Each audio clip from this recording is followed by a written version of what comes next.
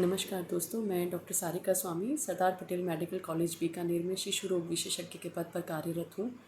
तो दोस्तों, जैसा कि आप देख रहे हैं कि अभी हम कोरोना से पूरी तरह निपटे भी नहीं हैं कि डेंगू ने विकराल रूप धारण कर रखा है और सितंबर अक्टूबर का महीना जो है वो हमारे लिए डेंगू लेकर आया है। तो थोड़ा ऐसा कुछ दिमाग में आया कि डेंगू से संबंधित कुछ अवधारणाएं जो देखने और सुनने में आ रही है उनको मैं किसी तरह दूर कर सकूं। इस वीडियो के माध्यम से बस थोड़ा सा यही प्रयास मैंने करने की कोशिश की है। तो सबसे पहला जो है कि जैसे ही हमें पता चलता है कि बच्चे को डेंगू है तो कवायद शुरू हो जाती है कि हम प्लेटलेट्स के बारे में बहुत अलर्ट हो जाते हैं कि पेरेंट्स रोज़ सीबीसी करवाने लग जाते हैं कि देखें कि प्लेटलेट्स का नंबर कहीं कम तो नहीं हो गया है। तो मैं ये बताना चाहूँगी यहाँ पे कि डेंगू जो है वो हमारे शरीर के सभी अंगों को प्रभावित करता है और चूँकि वो सभी करता है तो बच्चे को समग्र रूप से जो है वो देखना बहुत ज़रूरी है। सिर्फ प्लेटलेट्स ही एक चीज़ नहीं है जो कि हमें देखनी है। तो बेहतर ये होगा कि सीबीसी जो है जांच जिसमें प्लेटलेट्स का हमें पता चलता है वो हम किसी डॉक्टर की सलाह से करवाएं और उसको पढ़वाएं भी डॉक्टर से, ताकि वो हमें जो दूसरी कुछ संख्याएं भी प्लेटलेट्स अलावा होती है उसको देखकर हमें वो बच्चे के इलाज के लिए सही दिशा निर्देश हमें दे सकें। तो डेंगू और प्लेटलेट्स ही नहीं, डेंगू और बहुत कुछ जिसमें हमें डॉक्टर के संपर्क में रहना ज़रूरी है। दूसरा और सबसे एक इम्पॉर्टेंट है कि अक्सर ये होता है कि किसी भी बीमारी में कि जब बुखार होता है और वो ठीक होने लगता है तो हम ये सोचते हैं कि अब ठीक ही होगा, लेकिन यहाँ पे थोड़ा सा कुछ अलग डेंगू को लेकर है। क्योंकि डेंगू बुखार में जब बुखार ठीक होने लगता है उससे लेकर के 48 से 72 घंटे जो हैं वो मरीज़ के लिए बहुत क्रिटिकल हो सकते हैं। इसलिए उस दौरान हमें बहुत अलर्ट रहने की आवश्यकता है। अगर आप बच्चे का इलाज घर पर ही करवा रहे हैं, जैसे मुंह से उसको ओआरएस वगैरह दे के, लिक्विड्स वगैरह दे के, बुखार की दवाई दे के, तो उस दौरान जब बुखार ठीक होने लगता है उसके अगले 72 घंटे जो हैं वो हमारे लिए बहुत इम्पॉर्टेंट है। उस दौरान हमें डॉक्टर के संपर्क में रहना चाहिए।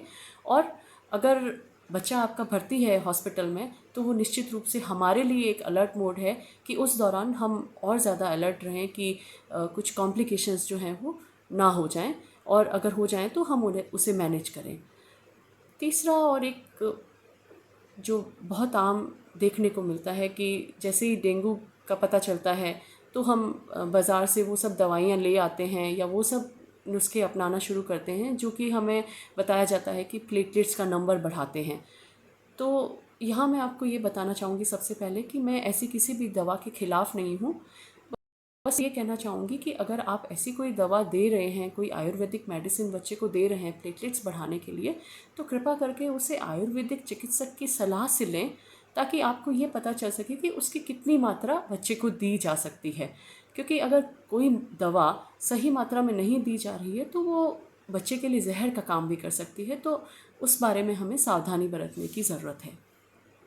फिर उसके बाद ये होता है कि ऐसा होता है कि डेंगू में बुखार आता है, फिर 1-2 दिन बुखार नहीं आता और उसके बाद वापस से बुखार आने लग जाता है। उसे बाईफेजिक फ़ीवर कहते हैं, जो कि डेंगू में देखने को मिलता है। तो ऐसा अगर होता है तो आपको डॉक्टर से सलाह लेनी है, ना कि घबराना है कि ये बुखार अभी तो ठीक हो गया था फिर वापस क्यों आने लग गया है। तो ऐसे में घबराएं नहीं, बल्कि डॉक्टर से सलाह लें।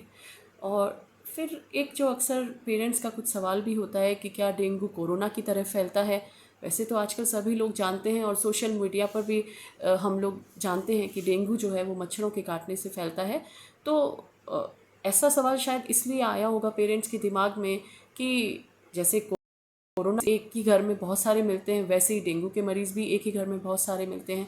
तो दोस्तों, मैं यहाँ ये बताना चाहूँगी कि कोरोना जो है वो किसी संक्रमित व्यक्ति के संपर्क में आने से होता है। ये सांस से फैलने वाली बीमारी है। तो चूँकि घर में हम लोग सब पास पास ही होते हैं, रूटीन में वो दूरी जो 2 गज की है वो हम मेंटेन नहीं कर पाते हैं, तो वो एक कारण हो सकता है। और घर में हवा में जो ड्रॉपलेट्स हैं वो भी हो जाती है, तो उस कारण कोरोना के मरीज़ जो है वो एक ही घर में बहुत सारे देखने को मिल सकते हैं। डेंगू जो है वो मच्छरों के काटने से फैलता है। और चूँकि एक संक्रमित मच्छर है, वो एक से ज़्यादा जनों को घर में काट सकता है, तो डेंगू के मरीज़ भी हमें घर में एक से ज़्यादा मिल सकते हैं। लेकिन ये जानने के साथ साथ अगर हम ये भी जानें कि इनको बचने का क्या तरीका है, तो दोनों में जो है वो बीमारी से बचाव का उपाय जो है वो बिल्कुल अलग है। कोरोना से बचने के लिए हमें 3 चीज़ें जो कि अब हमें बिल्कुल रट गई हैं कि ये ध्यान रखना है, मास्क पहनना है, बार-बार हाथ धोना है और सोशल डिस्टेंसिंग रखनी है। डेंगू से बचने के लिए हमें मच्छरों से बचाव के उपायों को अपनाना है, जैसे हमें फ्रेश वाटर को कलेक्ट नहीं होने देना है, मॉस्किटो नेट यूज़ करनी है, मॉस्किटो रिपेलेंट यूज़ करना है। तो दोस्तों, ये सब कुछ चीज़ें थी जो मैं आज आप लोगों से शेयर करना चाह रही थी।